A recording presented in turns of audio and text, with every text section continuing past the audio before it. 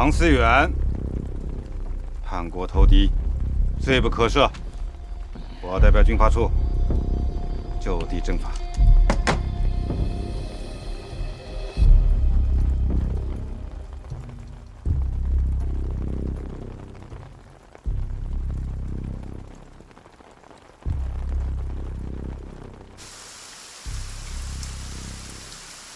我先头纵队已经突破第2道防线，离城墙不到200米了。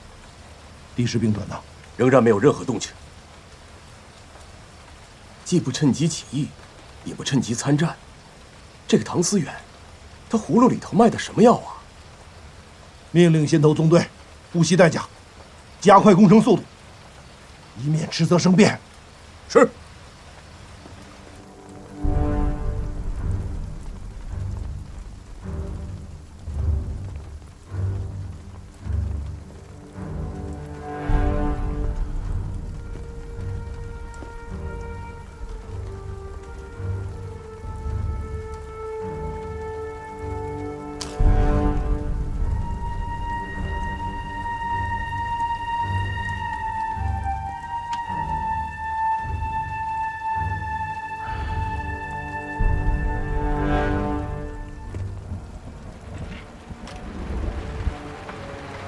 庄老，怎么不唱戏了？嗯，接着唱啊！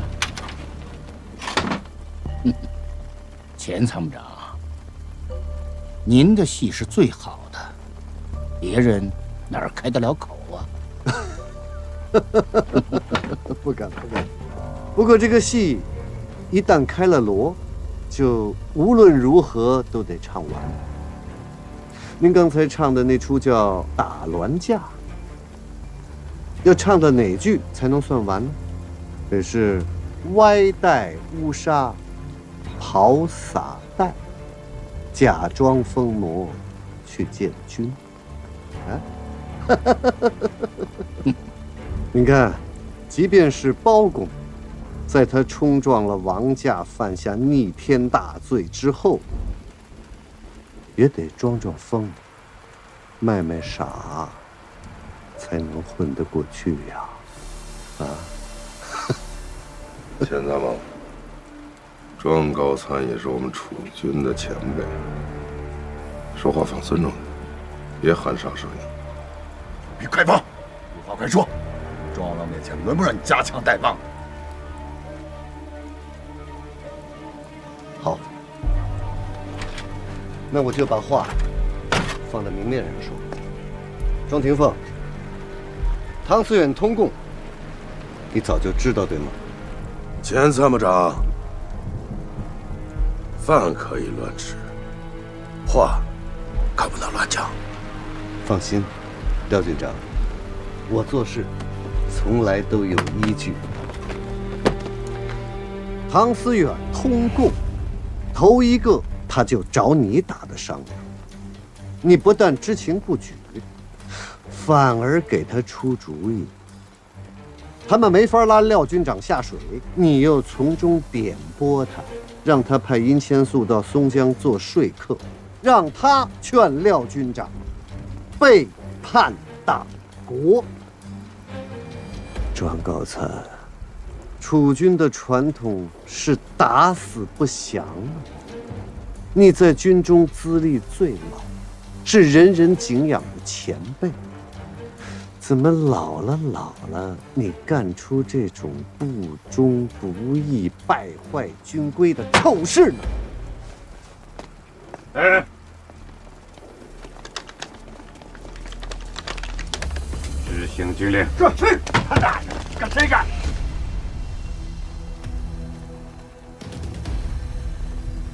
庄老不是这种人。庄老，你说句话呀！庄老，带走。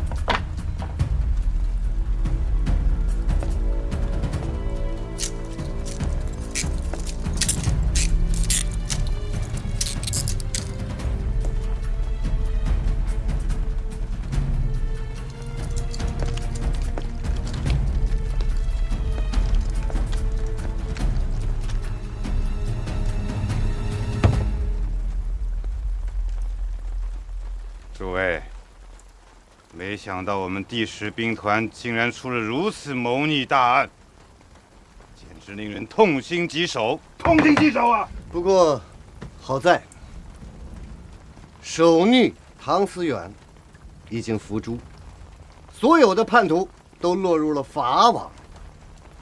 事实证明了，楚军的弟兄们绝大多数还是忠于党国的，特别是我们廖军长，在危难之际能够坚定立场，力拒宵小的拉拢，在这次平叛行动中视为中流砥柱，堪称军人典范。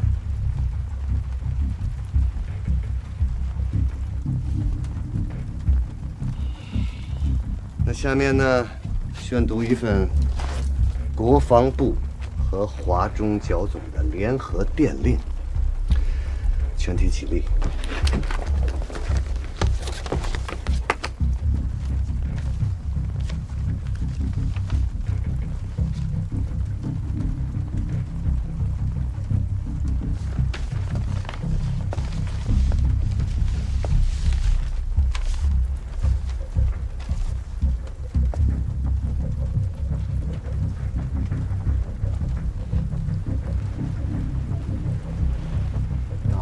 危难之际，有抗军令者，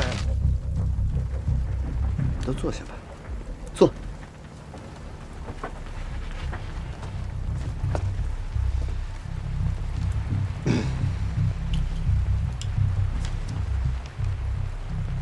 第8军军长廖杰，忠诚党国，屡立战功，擢晋升第10兵团代司令长官，督率兵团各部，速解衡州之围。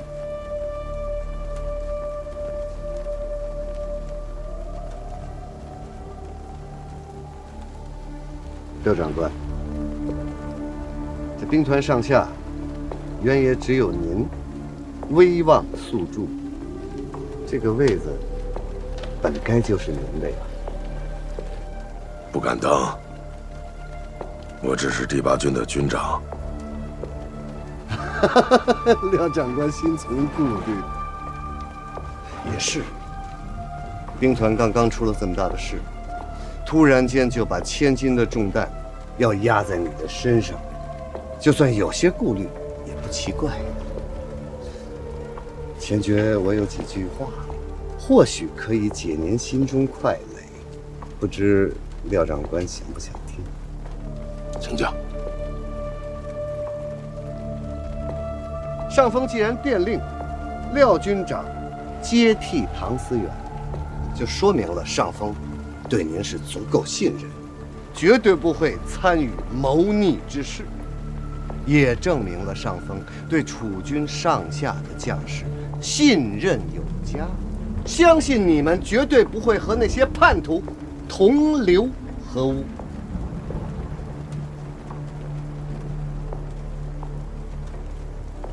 这是其一，还有其二，我就要说到咱们远在松江的秦老帅。前参谋，老帅下野多年，楚军之事，无意将老人家拖下水吧？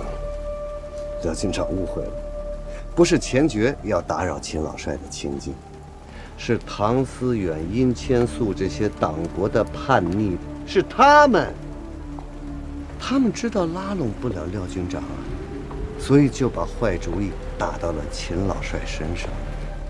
在这儿，我还要跟您报告一下，咱们的秦老帅虽然衙案自高，脾气不太好，早年跟领袖还有些小芥蒂，但是他老人家能够忠于信仰，大节不亏。据松江方面可靠的消息，这一次秦老帅面对阴逆唐贼的百般拉拢利诱，老帅大义凛然啊，当面面斥殷千素，说楚军的传统是宁可战死绝不投降。又说在座的各位，都是他一手带出来的兵，里面没有一个是能投降的软骨头。一番大义凛然呐、说的殷千素满脸羞愧，铩羽而归。老帅的骨头自然是最硬的。当然了，要不然也不会逼得唐思远狗急跳墙，想对第8军动手，对吧？廖长官，秦老帅高山仰止，榜样在前，您跟他的交情非浅，想必也能见贤思齐，不要让他老人家把您看扁了吧？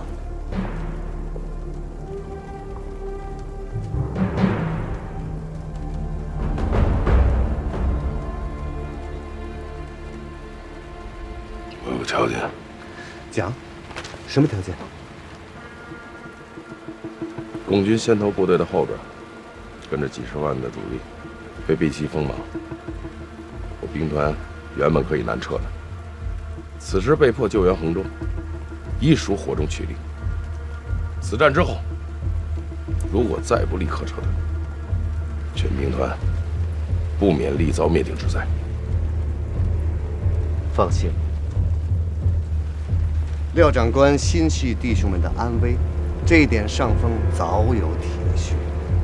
随着这一份任命书，还有一份军令。国防部华中剿总电文：第10兵团解除衡州之围后，即着廖代司令长官率部首先南撤。这下儿您放心了吧？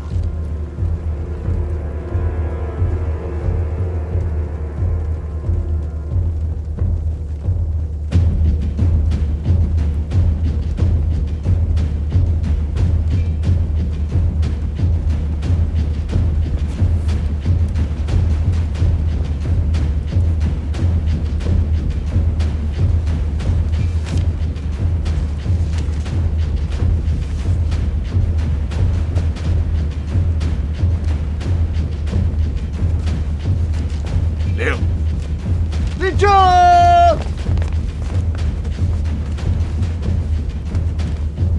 全兵团战士，火速支援衡州。进来！司令员，第10兵团出动了，有多少部队？刚交上火，具体的还不清楚，我们的攻城进展呢？正在组织爆破，但是城上的敌人守得很死，要想炸开城墙，一时半会儿还办不到。命令先头部队派出所有的预备队，给我顶住东边的敌人，同时尽快的查明第10兵团进攻部队的番号和规模。是。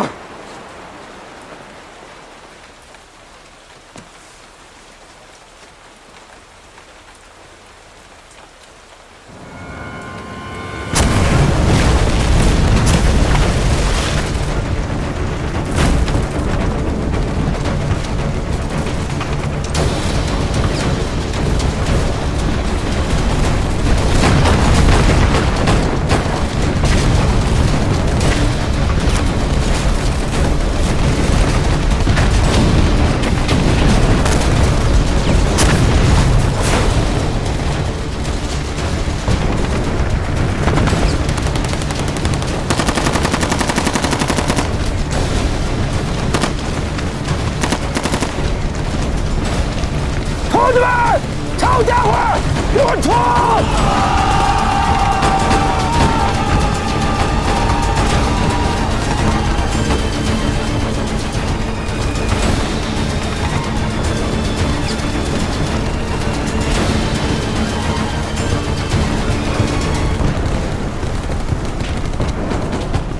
已经查清楚了，这东面进攻的敌人就是第10兵团第8军的35师何振邦部。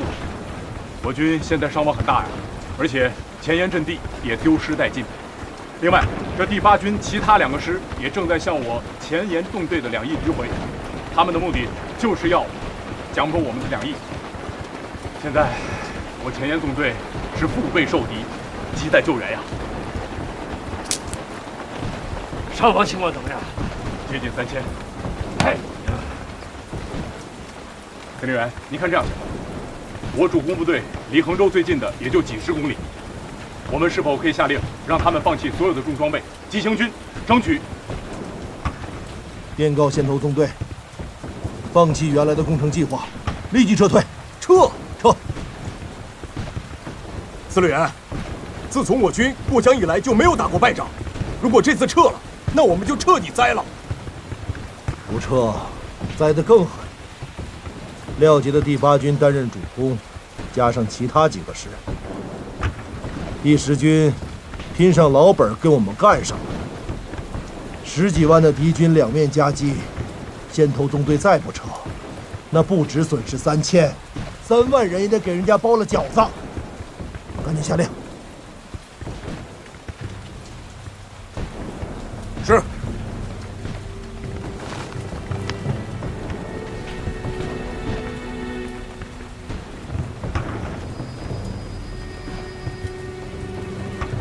这古人云啊，胜不骄，败不馁。这一路上，我们胜仗打得太多了，这一仗，我们确实心存侥幸了。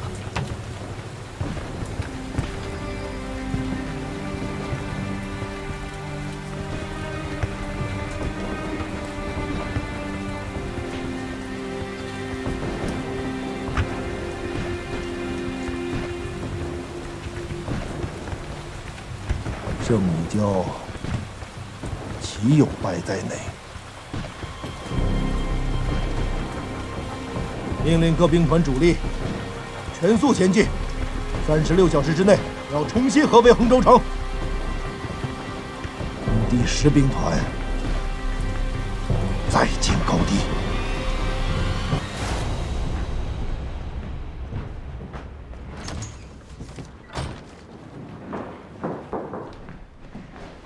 撤回一声送别。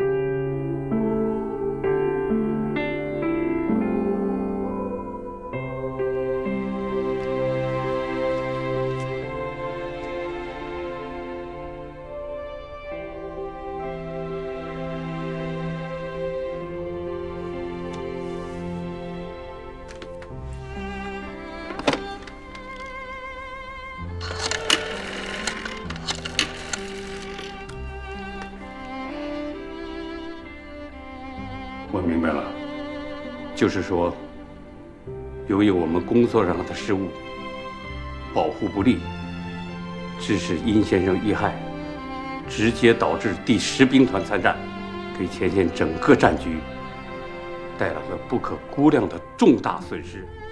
也不能说这是唯一的原因，导致战败的原因到底是什么，还有待调查。但我们的责任是重大的。对于这次重大的责任事务，我本人会向中央军委自请处分，公安局、侦查组也一定会受到相应的调查处分。具体处理的结果，要等到市政府调查之后再做出决定。但是，我得提醒你做好思想准备，啊，你这个局长职位恐怕是保不住了。如果仅仅是撤职，那已经是从轻了。无论组织上做出什么样的决定，我都绝对服从。但是，我有一个请求。什么请求？我请求对专案组的负责同志网开一面。毕竟，在这么短的时间内，在城市反暗杀这样一个他们完全陌生的全新战场上，他们已经尽心尽力了。虽然失败了，但是这个责任在我这个局长，不在他们。特别是殷先生的遇害，对整个专案组的全体同志打击够大，也够难过的了。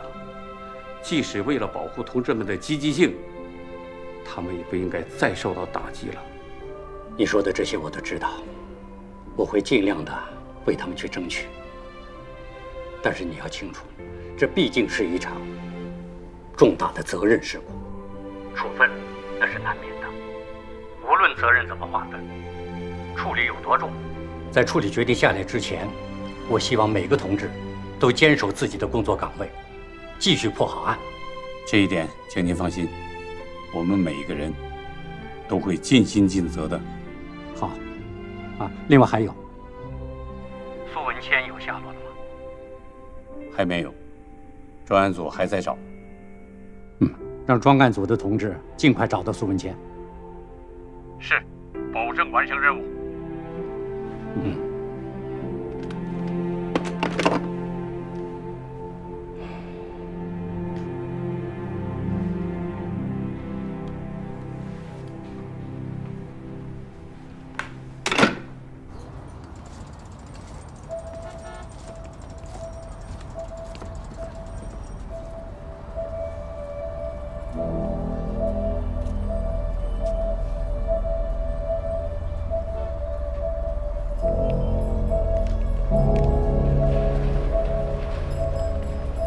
哥，醒醒！来了，给你买的早饭，回去歇着吧。对，走。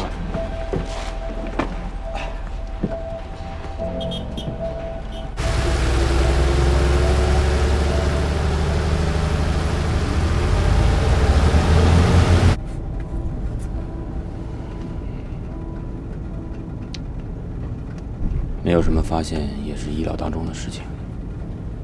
毕竟，苏文谦那么精明，也会预料到金子树母女是我们现在的重点监控对象，不会那么轻易现身的。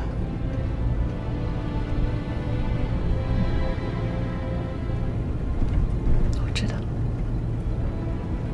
想要通过这个途径找到他，不是一时半会的事。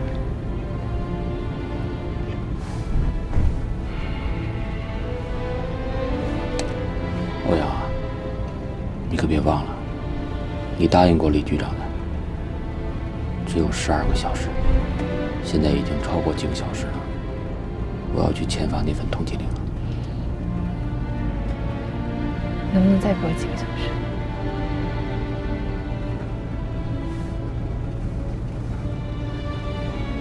再给你几个小时，你保证能找到苏文谦。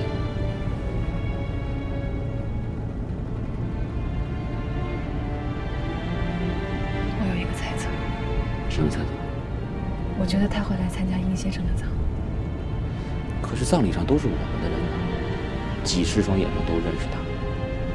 他来了，就等于是自投罗网。他要来葬礼送殷先生最后一程，哎，你凭什么认为他会冒那么大的风险呢？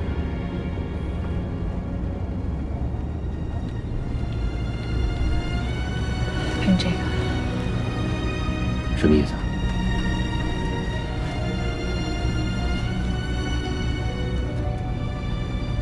这个木雕小玉是杨志亮牺牲以后，苏文谦亲手挂在他的坟上的。在那之后整整3年，他都一直内疚，直到现在，他都控制不了他那发抖的右手。那天我跟他聊过以后，我发现他又开始雕刻新的小玉，因为过几天就是杨志亮的3周年忌日，他在为了给他扫墓而做准备。我知道苏文谦是一个懂得内疚的人，但不一样，不一样。毕竟杨志亮同志是直接牺牲在他枪口下的，可是殷先生那是水母动的手。殷先生的死跟他的失误有直接的关系。他这样一个有强烈自责心理的人，肯定会感到很内疚，而且他必须找到一个突破口发泄。所以你认为他会来参加殷先生的葬礼，就算是冒再大的风险，也要送殷先生最后一程。哎，你是不是把苏文谦想得太理想化了？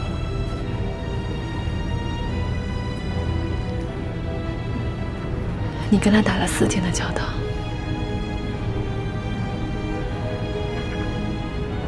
你不相信他是那样的人？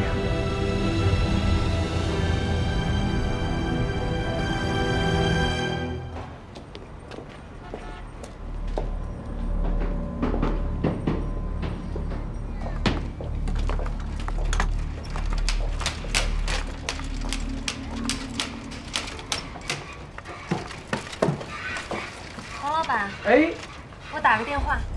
好嘞，秦老师您接好了。啊，谢谢。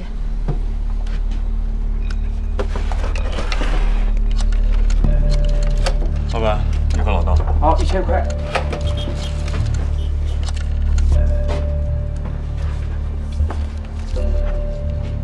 哎，是方校长吗？我是子舒，今天上午我跟小雪要请一下假，有位师兄去世了。今天出殡，我们要去参加葬礼，那麻烦您了。哎，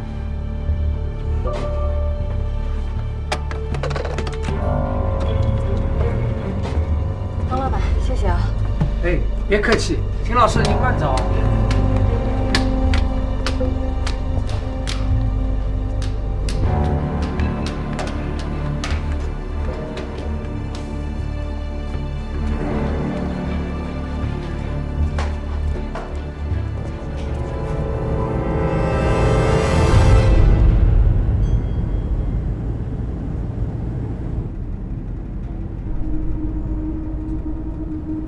好吧，现在是8点10分，殷先生的葬礼10点钟举行。我现在就回去布置抓捕任务，但是欧阳，你记住，在殷先生的葬礼结束以前，要是还找不到苏文谦，我就必须要签发那份通缉令了。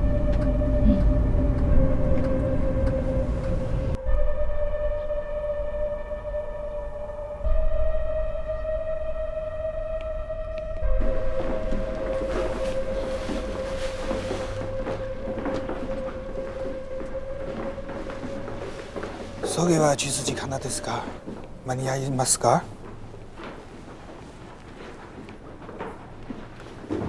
いいはずです。よろしくお願いします。人都来齐了哈，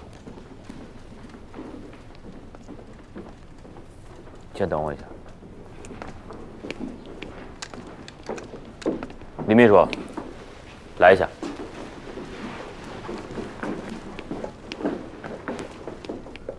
有件事情啊，要跟你请教一下。今天来参加殷先生葬礼的来宾大概有多少人？这个嘛，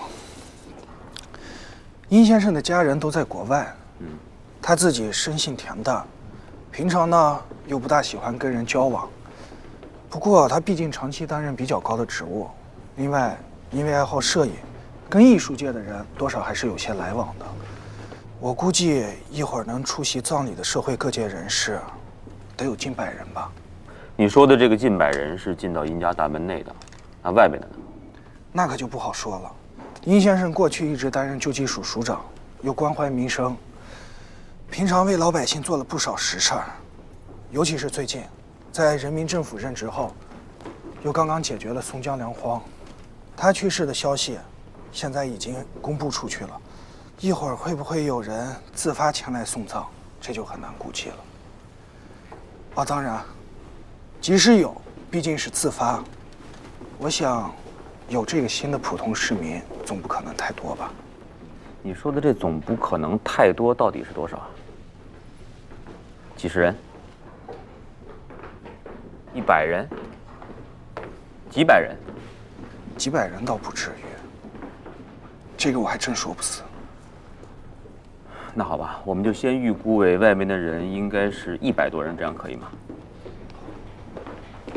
林秘书，麻烦您来一下。曹师长，不好意思，我先过去一下，您有事再喊我。你先忙。哎，我先过去了。组长，您刚才说今天有特殊的任务，到底啥任务啊？任务就是今天殷先生的葬礼，抓捕苏文谦。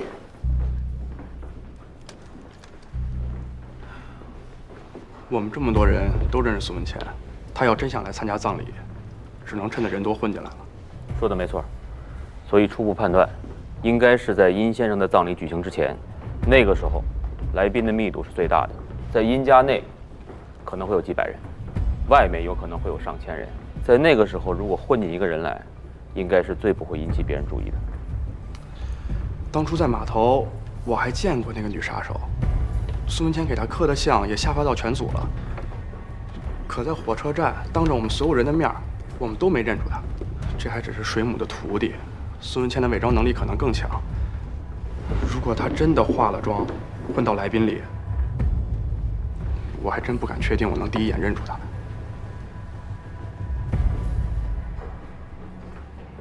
我倒有一个办法。什么办法？他的右手手掌，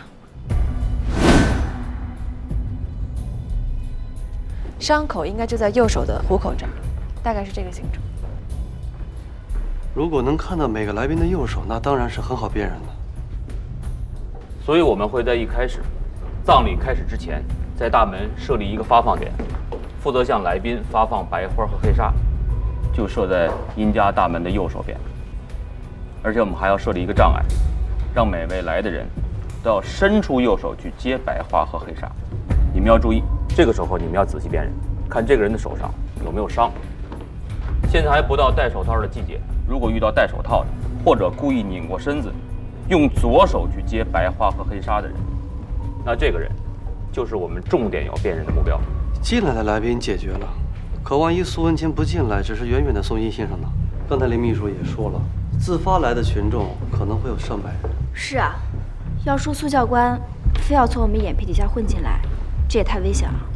哪怕他再想送殷先生，藏在外面的可能性会不会更大一点？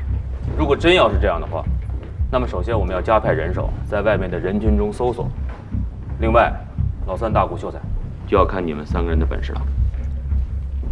组长，俺们啥任务啊？你们3个要在殷家附近的制高点进行观察，观察殷家大门外的所有环境，用你们的狙击镜。如果他苏文谦到了，要尽快的找到他在人群中什么位置。另外还有一个事儿，需要你单独来完成。组长，什么任务？刚才贺飞打电话过来说，秦子书母女已经跟学校请了假，他们应该是来参加殷先生葬礼的。如果苏文谦来了，在这个环境里看到这母女2人，他应该忍不住想要过去和秦子书母女说上几句。当然了，贺飞他们都是男同志，人很多的场合不会跟他们靠得很近。我明白了，到时候我会贴身监视他们，把他们私底下接触的人都查一遍。很好。你还有什么补充的吗？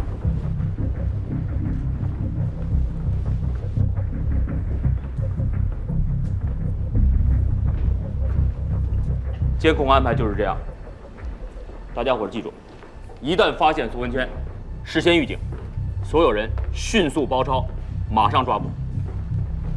还有意见吗？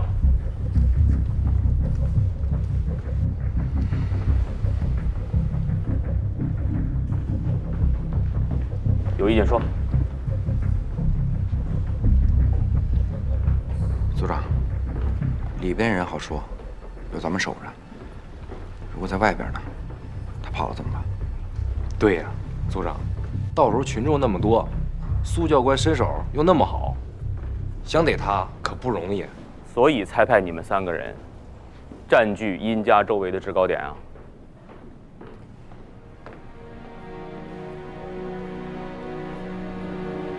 组长，你是说，如果他要是跑，我们还真朝苏教官开枪啊？组长，要俺说，苏教官要是真能来送殷先生，更能证明人家仗义，不见得就是什么坏人。来就不是。我不管什么办案程序，在真相查明之前，我个人绝对不允许把苏文谦当敌人对待。相反，如果还有一点的可能性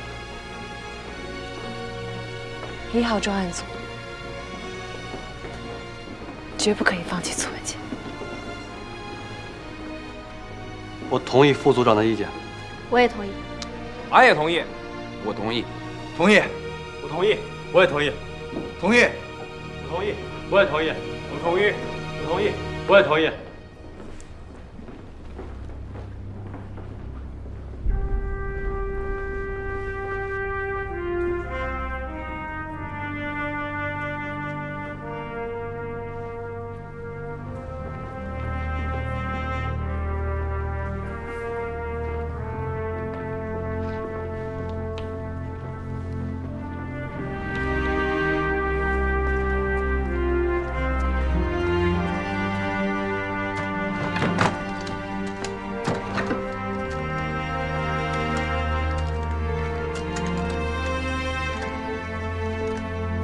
拿着，拿着。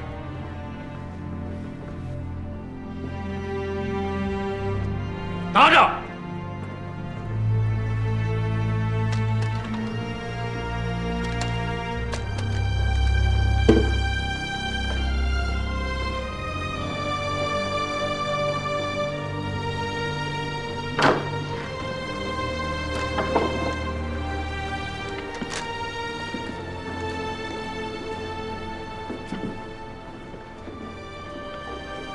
保护无辜群众的生命安全，那是办案的原则之一。外边那么多群众呢，万一失手怎么办？组长，以他们3个人的枪法，应该不可能吧？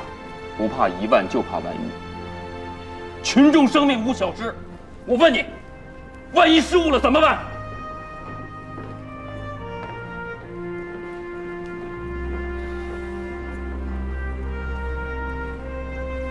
闹情绪，你们仨给我听着！如果发现了苏文谦，首先做到的是用不话题报告，在确保无辜群众的生命100%不会被伤害的时候，才能瞄准目标。至于怎么做才是100%，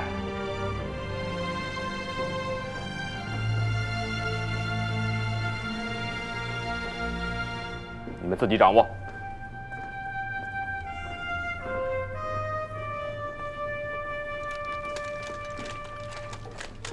是。可以了吗？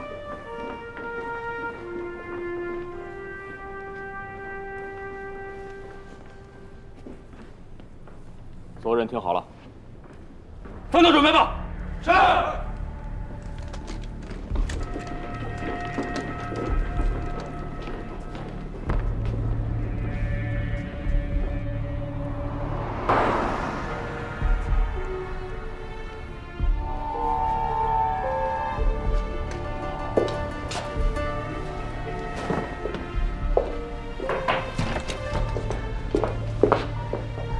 师傅，方信甫的电话听上去火气不小啊。说什么？还是想问一下第2阶段的任务到底是什么？不是说了吗？让他11点半来开会，我自然会说的。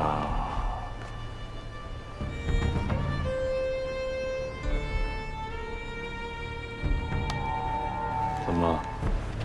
到底是你想知道，还是他想知道？师傅，连任务具体是什么都不知道，我们几个心里确实没底儿，请师傅明示。都说了是第2阶段，有没有还不一定啊。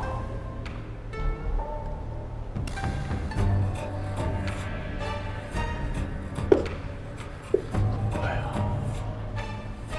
至于到底有没有，等到殷千素的葬礼，我们就知道答案了。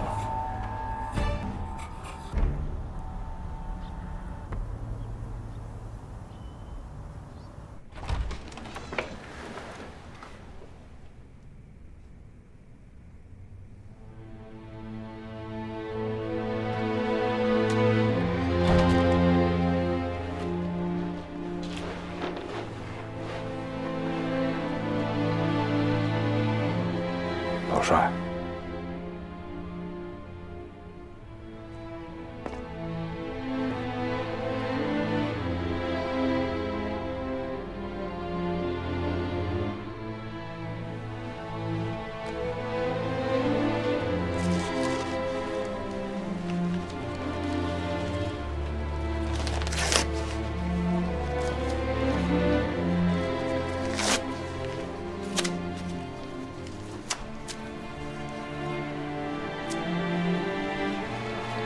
周副官，备车。是。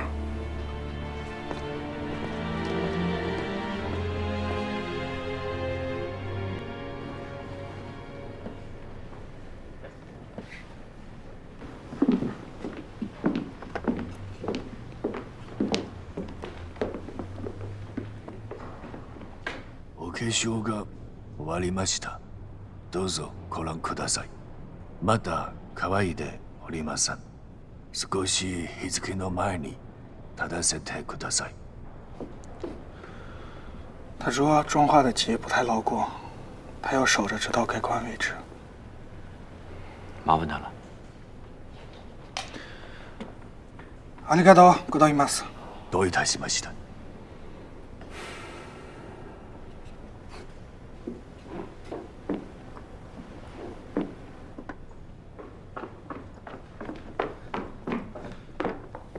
组长，外头已经来了很多来宾了。另外，文市长20分钟前出发了，马上就到。知道了，把大伙儿都招呼进来吧。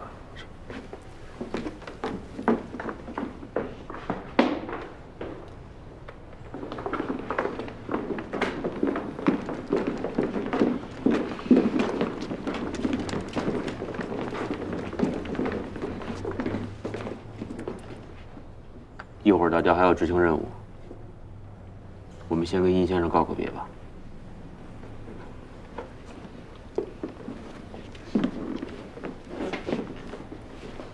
1鞠躬。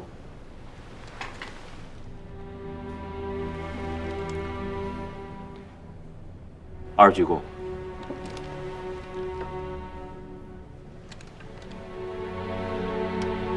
3鞠躬。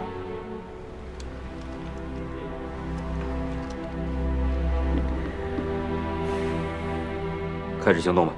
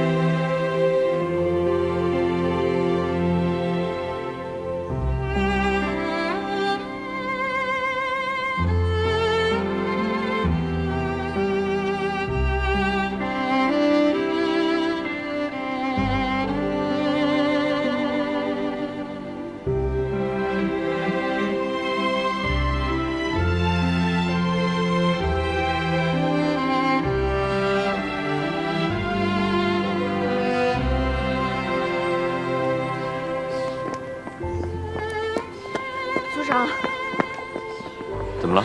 您去外面看一下吧。你进去问一下李秘书准备的怎么样了。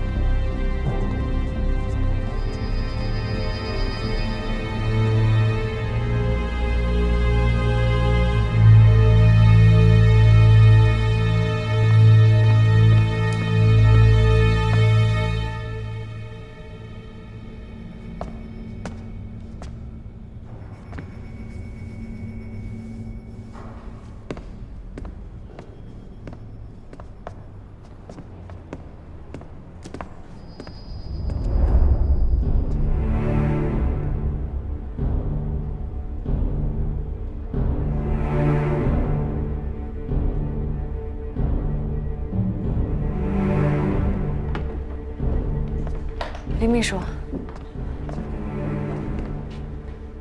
都准备怎么样？都准备好了。好。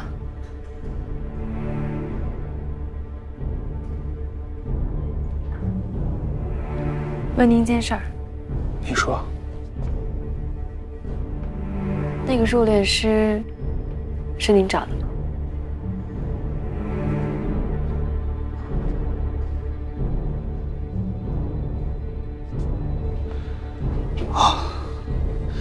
殷先生过世之后，遗容尚未整理，他今天出殡又是额头中的枪，所以我联系了殡仪馆，请了松江最好的入殓师上门，为他整理遗容。他是日本人？对，他叫藤泽三郎，是松江最著名的入殓师。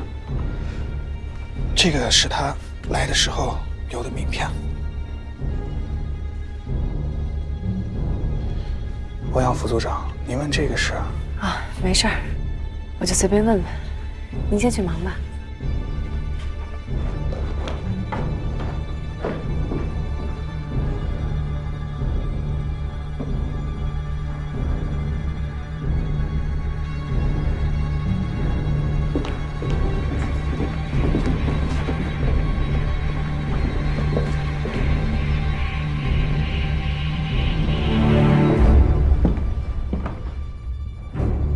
组长怎么了？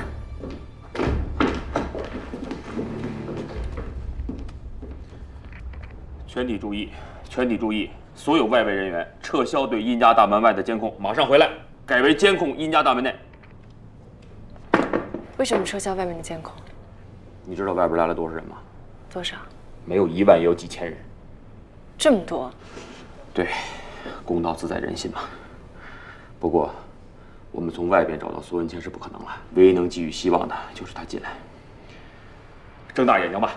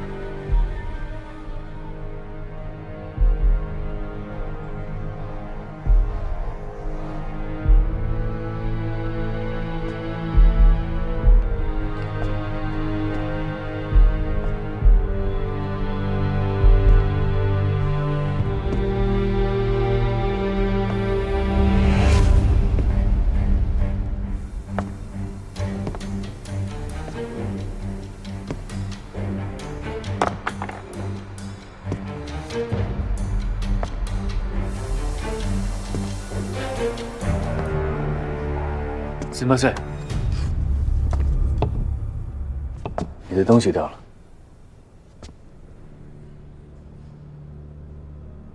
谢谢。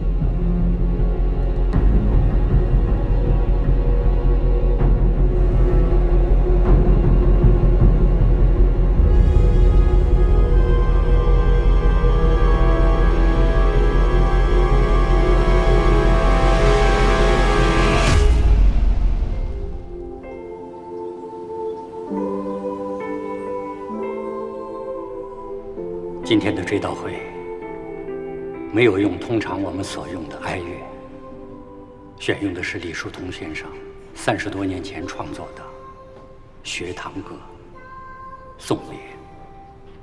曲子是我选的，因为这是千树生前最喜欢的一首歌。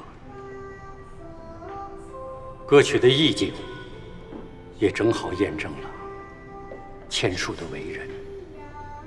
清新、淡雅、纯粹，不带一丝功利，干净地远离一切世俗。我和千树是30年的老朋友了。30年前，我们都是留法勤工俭学的同学。那个时候啊，留法的同学都怀着一颗实业救国的心。那就是使我们的国家能够建设成为一个工业强国。所以大家都拼命地学工业、学制造。可是千树，他反而迷上了摄影，整天啊端着个照相机东拍西拍。要说拍一点中国没有的，比如说法国的现代化大都市、大工厂什么的，可他不拍的，要么就是一朵花、一株小草、一棵树，甚至是街边走过的一张不起眼的笑脸。总之啊，拍的都是特别的具体，但又特别微小、特别懦弱，甚至感觉到非常脆弱，但又是非常美好的东西。那时候我也不理解，曾经问过他，为什么总拍一些看上去特别渺小、脆弱的东西，好像对这个世界是那么的微不足道。可他告诉我，在他的眼里，这个世界正是因为有这些渺小的、脆弱的所组成。生命是不是美好，并不是一个群体抽象的概念，而是一个个看得见摸得着的实体是不是真的过得幸福。我就是要记录下这些细致而微的东西，从中迸发出来的美好，因为只有这样，才能使他感觉到这个世界还有希望，这个世界并不那么凄凉。当时我的很多同学瞧不起他这个答案，说千树这个人呐，这辈子也就是油盐酱醋，无所作为，庸庸碌碌。说实在的，当时我也这么想过。可是后来的事实证明我们都错了。相反，千树却是成就了一番事业，造福无数生命的人。我们都知道，8年抗战，千树他担任国民政府救济署的署长，在那么的艰苦，生活极度匮乏，政府官员贪腐横流的恶劣环境下，他竟然还能想出这么多办法，救助了成千上万的难民。松江刚刚解放20天，他又想尽了一切办法，拯救了600万松江市民的迫在眉睫的粮荒。这一切都为了什么？我昨天在办公室想了很久，后来我想明白了，因为这些在千树的眼里都是应该值得尊重和保护的。正因为这样，千树才真正做到了使大爱于人间。千树所拍的所有照片都有一个共同名字，那就是光明与希望。是严寒不再漫长，是春天必将代替严冬，是孩子们天真的笑脸，是我们所有人不再被迫跟自己所爱的人说再见。今天我们在这里，为了前线战火中的军人，为了无数受苦受难的百姓，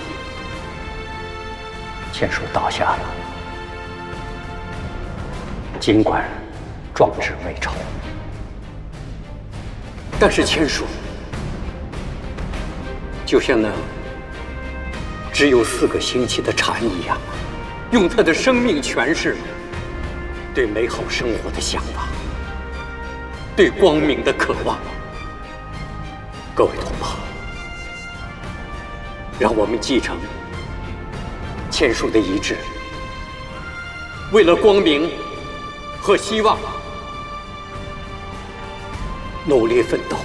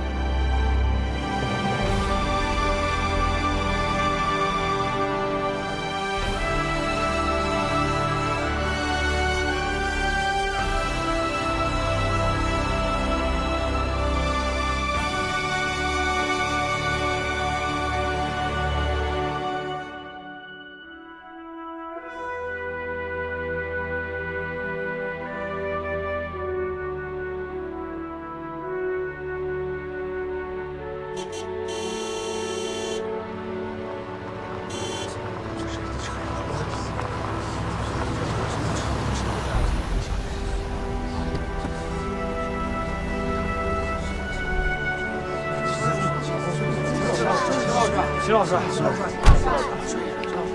秦老帅，秦老帅，秦老帅，秦老帅，秦老帅，秦老帅。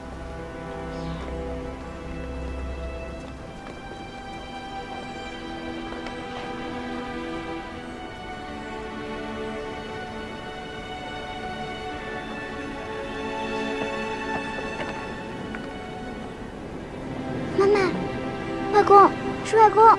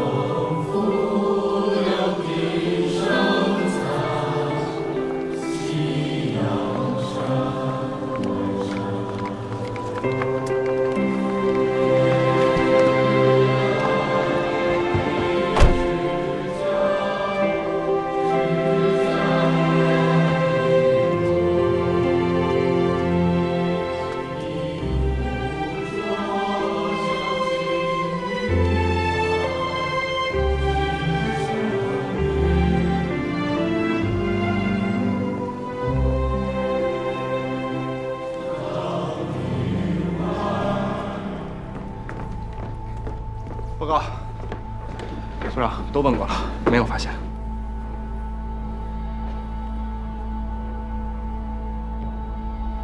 哦，对了，亲自说母女呢？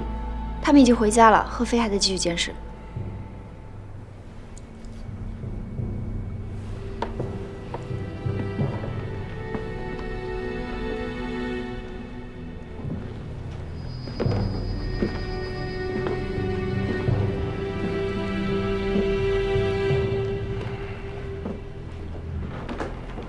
回到局里，我就要签发那份通缉令了。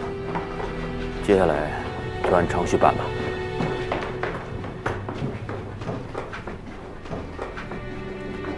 这个小鱼你得给我，它是证物，我要归档的。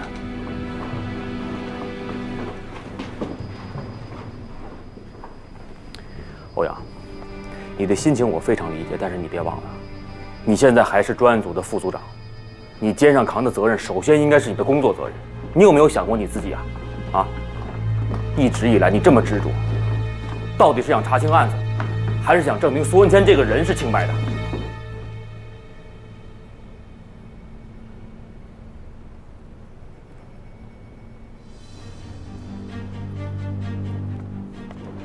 欧阳。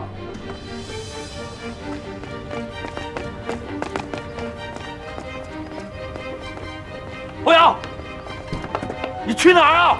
副组长，副组长，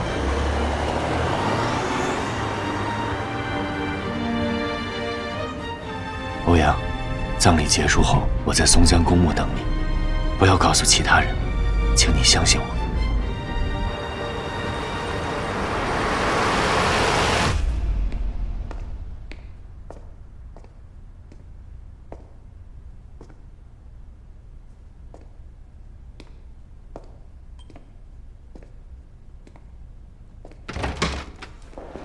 师傅，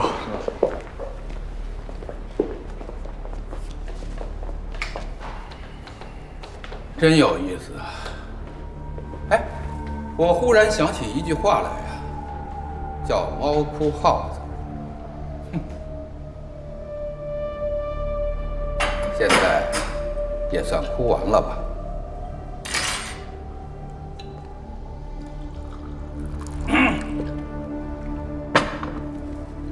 今天是怎么回事啊？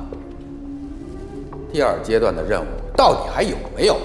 目标是谁呀？我们松江站的全体同仁可都还眼巴巴地等着池大组长发号施令。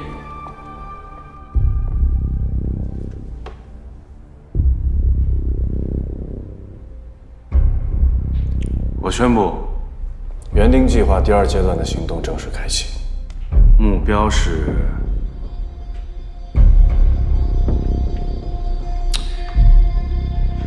清河年。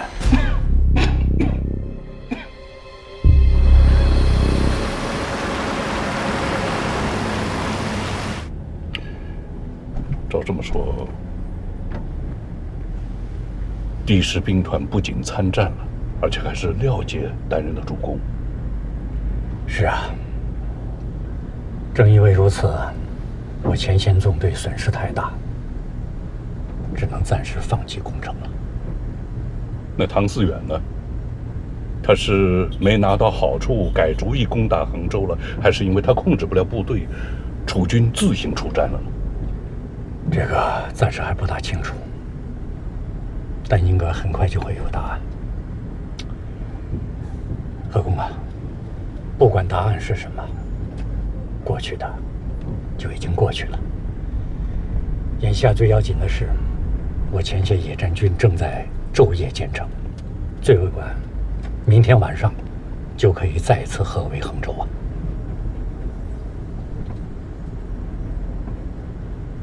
明白了。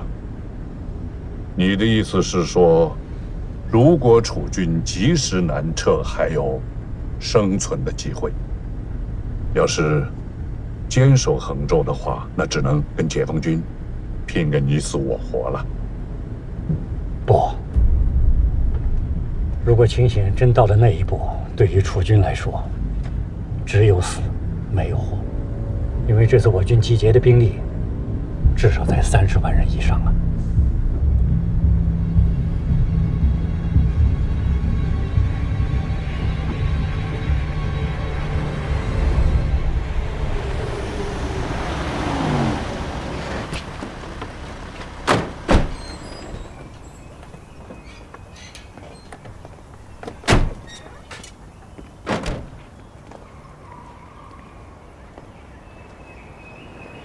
何公啊，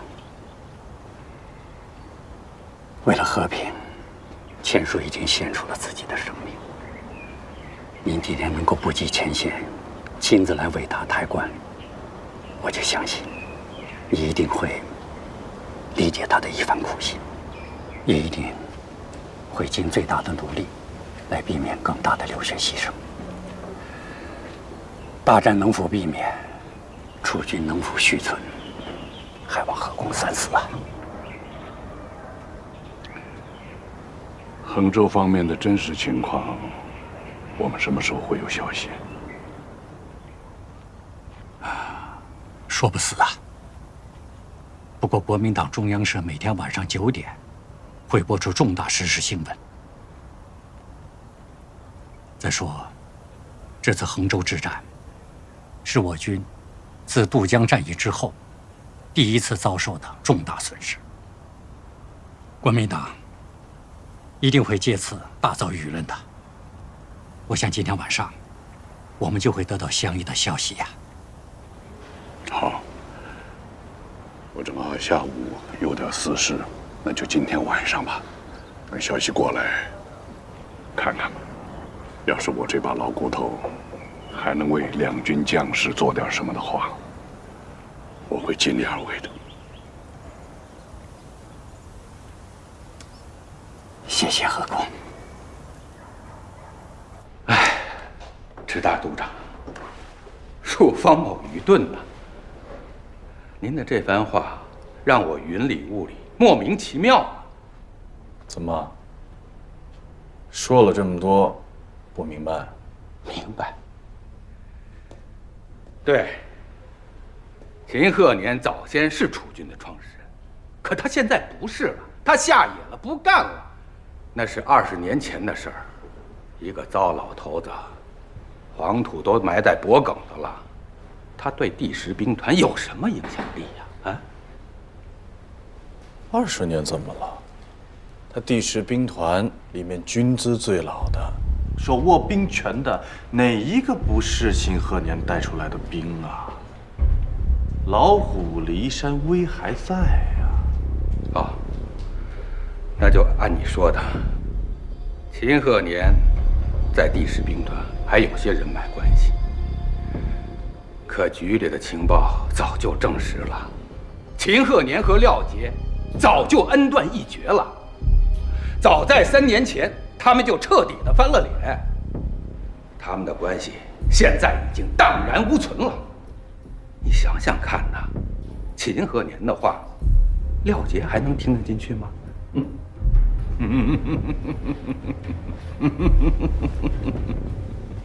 秦鹤年说的话，如果影响不到廖杰，唐思远为什么要费尽心思让殷千素到松江去找秦鹤年呢？是不是？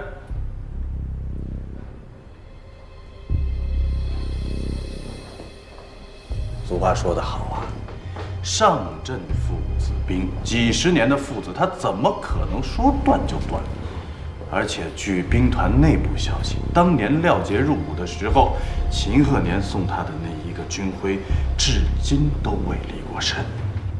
那我是不是可以推测，秦鹤年在廖杰心里的地位非常重？那这个老东西说一句话，可能就是这个天平最重要的砝码。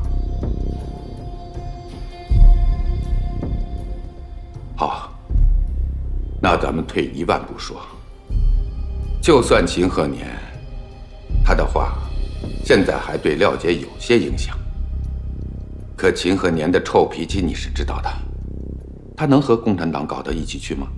他怎么能够和共产党穿一条裤子呢？再说了，秦鹤年对先总理的忠诚可是尽人皆知的吧？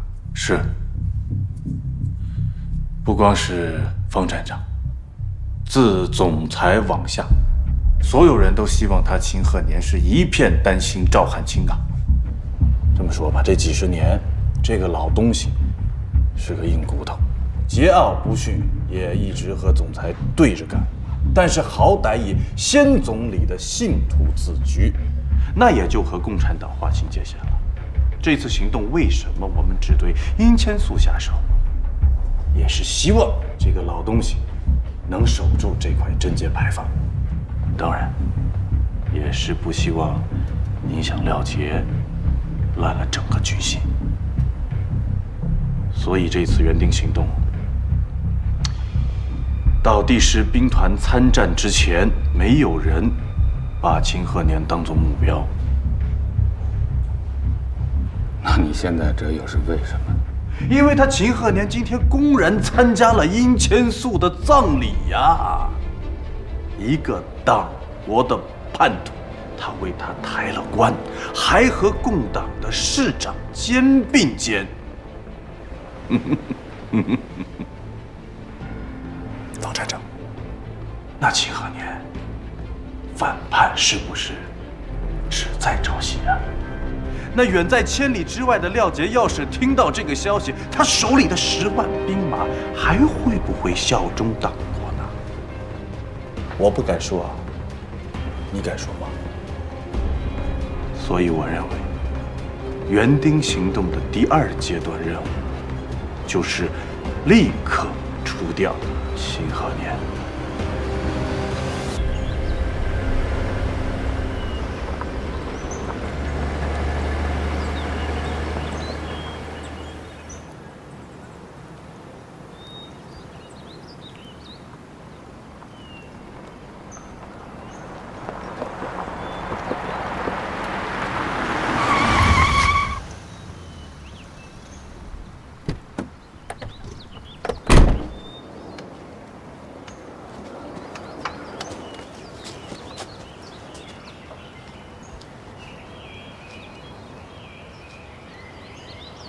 谢谢你的信任。我们找了你整整18个小时。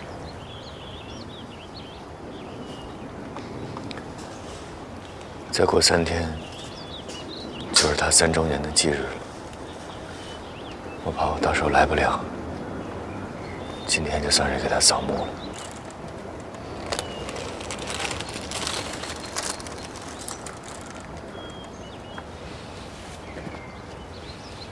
到底是怎么回事？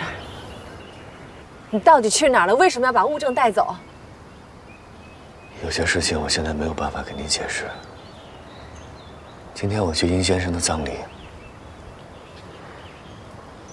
其实也不光是想送他一程。